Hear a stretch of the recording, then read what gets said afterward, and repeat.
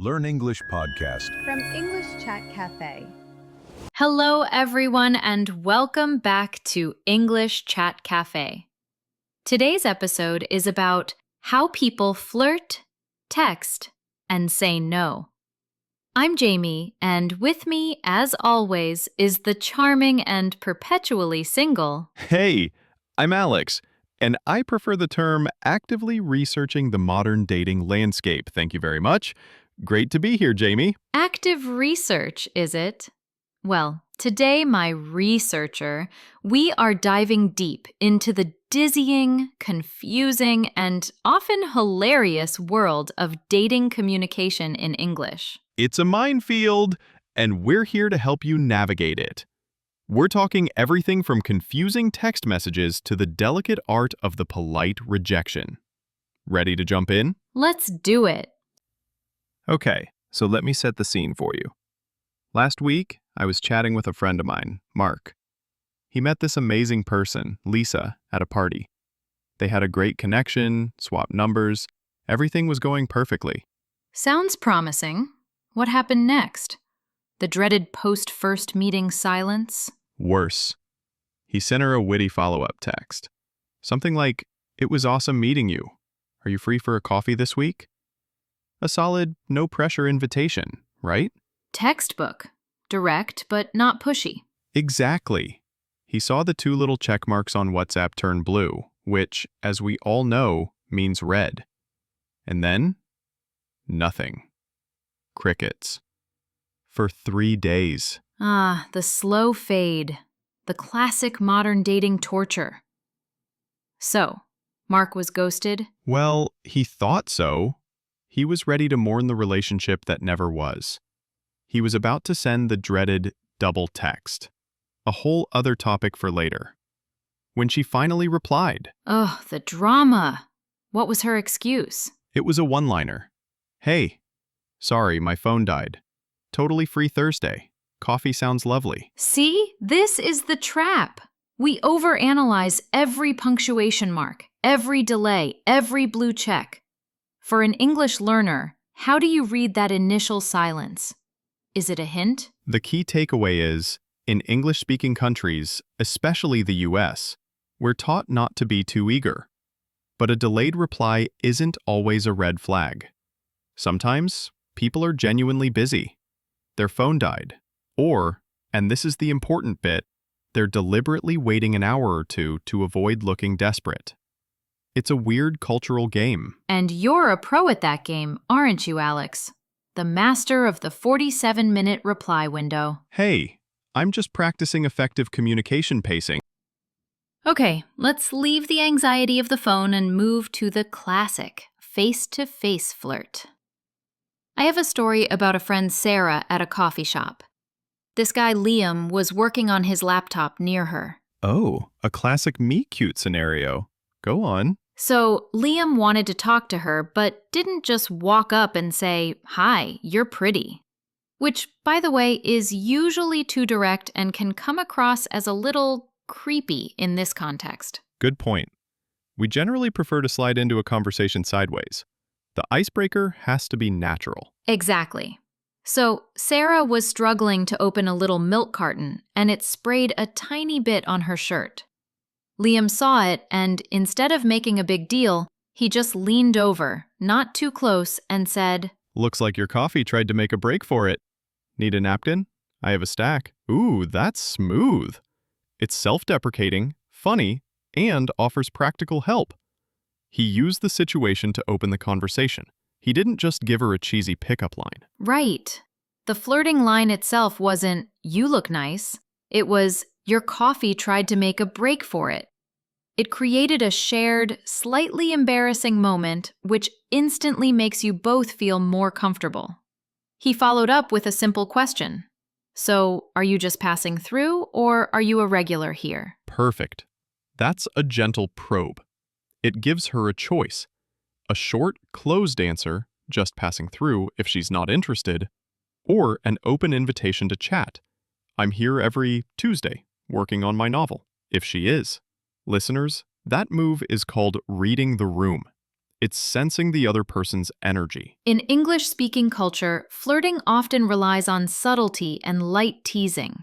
It's about being playful, not declaring your love in the first sentence. Speaking of subtlety, let's talk about texting.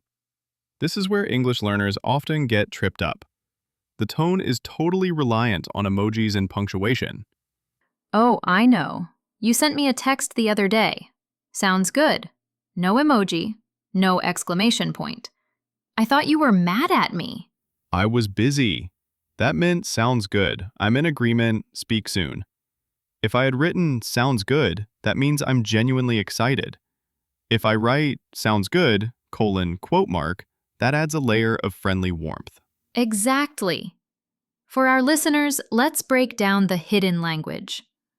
Period at the end of a casual, short text can imply coldness, seriousness, or annoyance.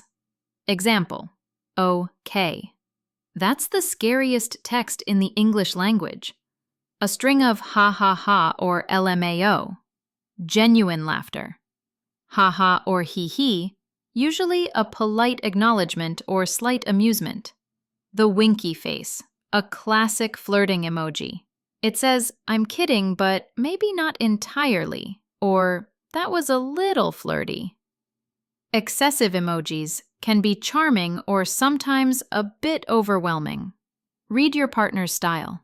I remember a date I went on where she kept sending messages with the skull emoji. I was confused. I thought something terrible had happened. The skull is a new one. It means I'm dead from laughter or shock. It's a way of saying that was hilarious or I can't believe that happened. See? It's not just English you have to learn, it's texting English. The whole grammar of digital flirting is a constant negotiation. Never overshare in a text either. Keep it light and focused on making a plan. Serious but warm. Okay, let's pivot to a crucial communication skill, the respectful rejection. Sometimes you just need to say no, but you don't want to burn a bridge or be mean. This is hard in any language, but in English, we have so many euphemisms to soften the blow. We avoid direct confrontation. Right, so instead of saying, I don't like you, which is too harsh, we say, you're a great person, but I just don't feel a romantic connection. This is the gold standard, honest and kind. I'm not in a good place to start dating anyone right now. A polite way to create distance. I really enjoy your company, but I think we're better off as friends. The classic friend zone move, but said gently. And here's a cultural note for our listeners. Never feel pressured to offer a long explanation. A simple, polite, but firm no, thank you, but I appreciate you asking, is perfectly acceptable, especially if you're asked out by a stranger. You don't owe anyone an excuse. The most common phrase you'll hear when someone is trying to let you down easy is, it's not you, it's me. It's a cliche, but it's meant to protect the other person's feelings. It's saying, the problem is on my side, not yours. And 9 times out of 10, it actually is them. But we pretend it's a timing issue. It's all part of the dance. I have a funny one about a friend of mine, David, who was dating someone from a very direct culture. He thought he was being flirty and complimentary. Lay it on me. I love a good cultural misunderstanding. They were having dinner and she was wearing a lovely dress. David, wanting to compliment her without being too intense, said, "You look very put together tonight." Ooh, I see where this is going. That's a very mild compliment. Exactly. He meant she looked stylish and organized. But in her language, the closest translation for put together sounded like he was implying she was usually messy or disorganized. Oh, bless him. She probably thought he was asking, why did you finally bother to get dressed up tonight? She went quiet, and he had to quickly clarify. "I mean, you look fantastic. Very sharp, very stylish." He learned a great lesson. Sometimes the safest bet is the simple, direct compliment. "You look great."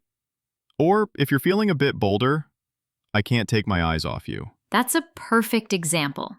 And for our listeners, if you make a mistake like that, the best recovery line in English is, I apologize, that didn't come out right. What I meant was, it shows emotional intelligence to admit a mistake. We've talked a lot about words, but let's not forget the power of silence, the nonverbal stuff. Body language is a huge part of flirting. Absolutely.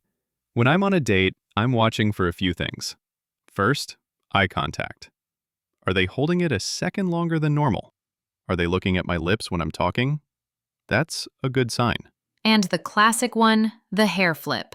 If I, or any person with long hair, is talking to someone they like, you might see a subtle hair adjustment.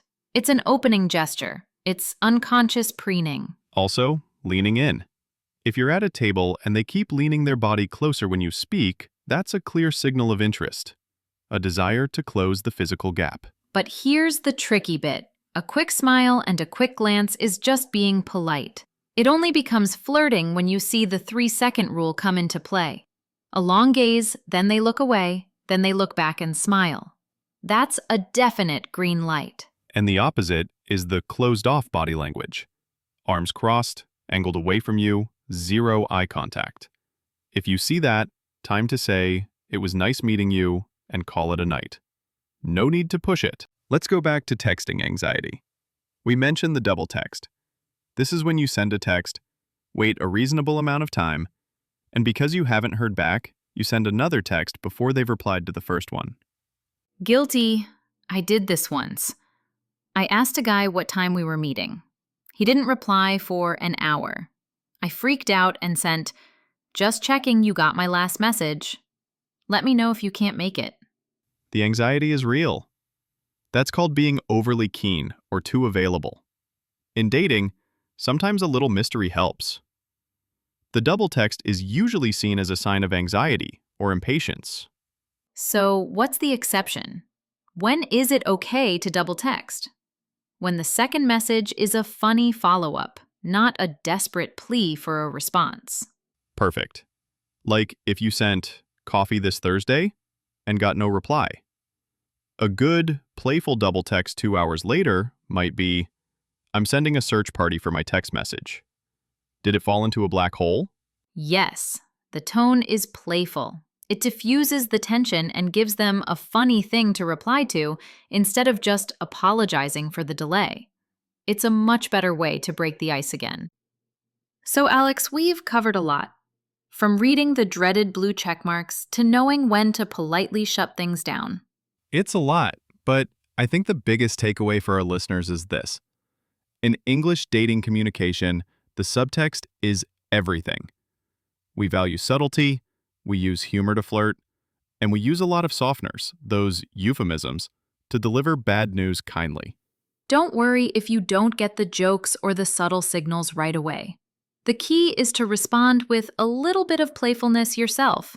Don't take everything literally. If they tease you lightly, tease them back. It shows you can take a joke. And remember, everyone, even native speakers messes up. We all send the wrong text, we all misread the body language. Dating is tricky, but that's what makes it an amazing way to practice your English and truly connect with people. But wait, there's one massive area of confusion we haven't even touched on yet. How do you know if you're actually on a date? Yes. The difference between a date and just hanging out.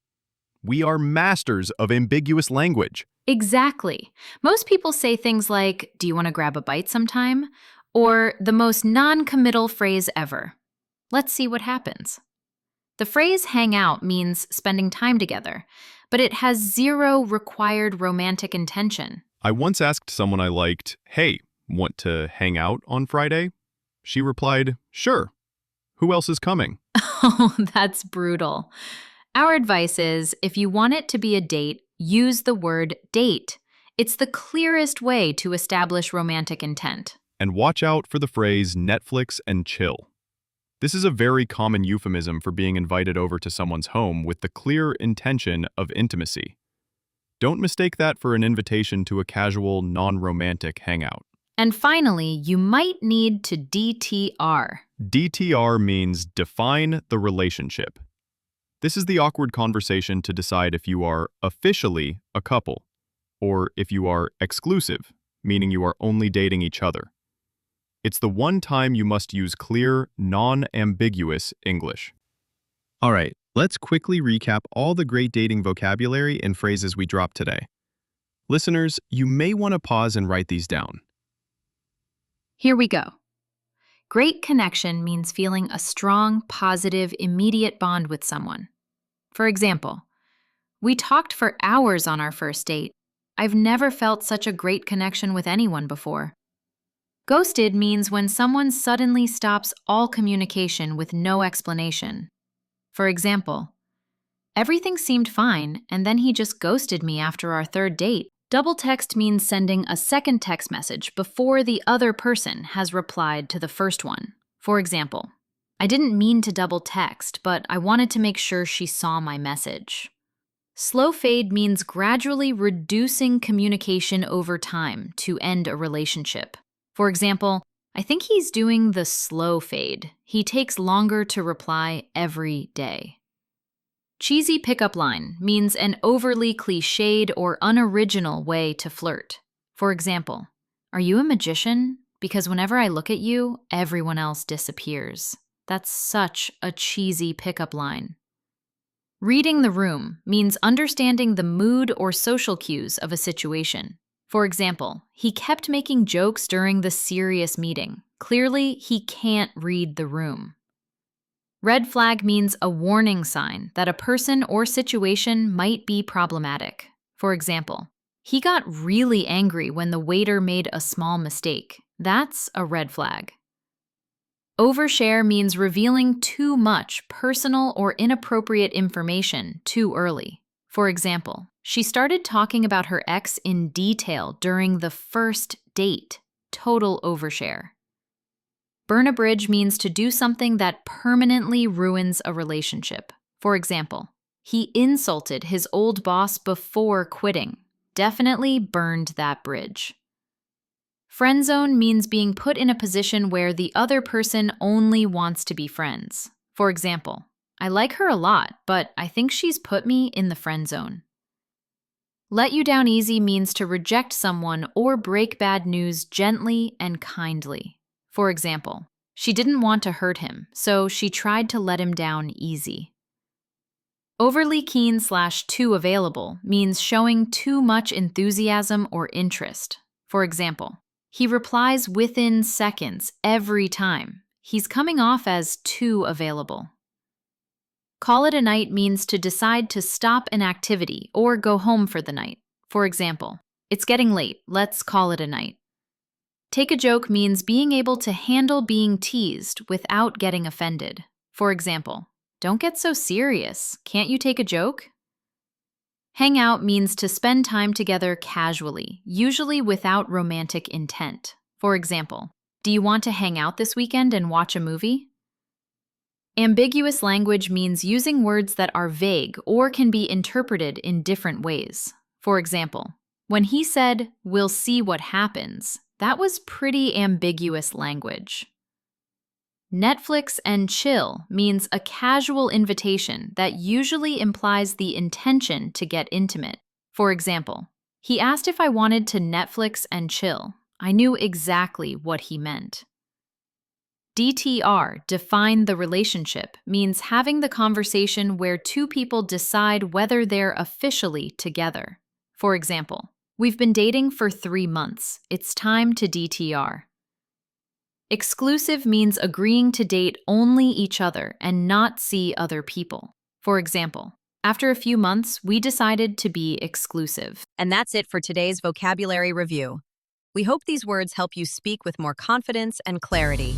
Remember, every time you listen and practice, your English gets stronger. So keep going.